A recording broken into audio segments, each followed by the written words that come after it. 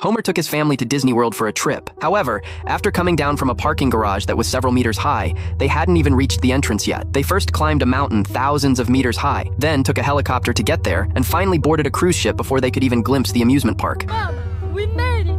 Mama? No! But before entering, there was a strict security check. No dangerous items, food, or drinks were allowed inside. After some detours, the family finally made it into the park. The fun began. The low-age attractions didn't require a line but were very boring. The thrilling rides were exciting, but only the toughest could ride them. Ooh, I don't like the M sounds on that. 6 hours passed, and the coolest thing the family had done was stand in the cool zone. At this moment, Bart accidentally discovered a death rocket ship attraction. The family boldly entered and waited for takeoff, but the next second, the entire building transformed. A U-shaped spaceship suddenly soared into the air. When they looked up, they realized they had already left Earth and entered space. Just then, two monsters appeared out of nowhere. They told the family not to be scared. It was just a kidnapping. They also told them that whatever they wanted to eat, they could just say it, and it would appear. Homer shouted, "Chips!" And sure enough, countless bags of chips floated toward them. Inside the spaceship,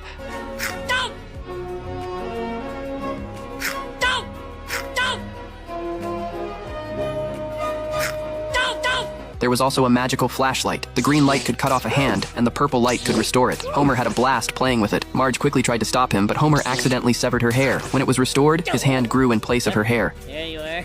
Just like new. Not a freak of nature.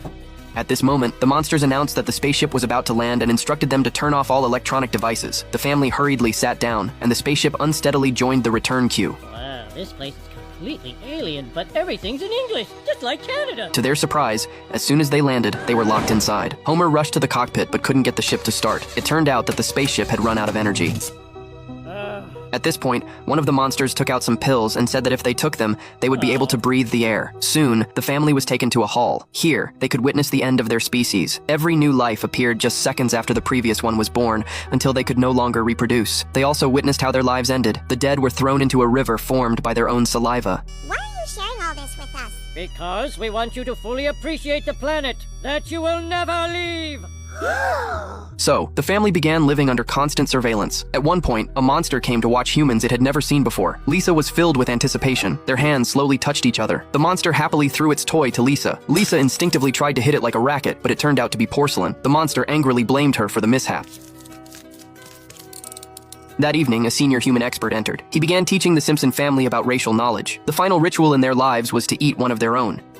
But we'll let you have the fun of picking which one. Marge suggested that they could vote to decide. Everyone wrote down their choices. And when Homer collected the votes, he realized all the names were his. Maggie, though unable to write, drew a very clear picture.